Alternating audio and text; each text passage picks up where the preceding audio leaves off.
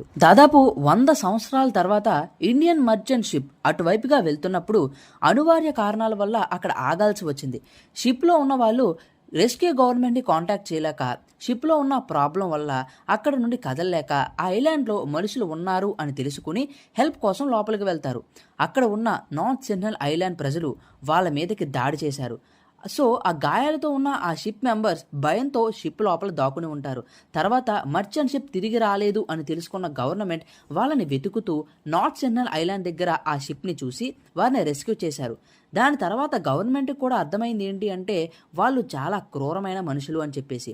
మళ్ళీ 1881లో British navy officer మోరస్ వెడల్ పోర్ట్మ్యాన్ వాళ్ళ ఆర్మీతో ఆ ఐలాండ్ని స్వాధీనం చేసుకోవాలి అని ట్రై చేశారు. అలా ఒక ఆర్మీ షిప్ వేసుకుని కొద్దిపాటి ఆర్మీతో వెళ్ళి ఆ ఐలాండ్ మీద దాడి చేశాడు.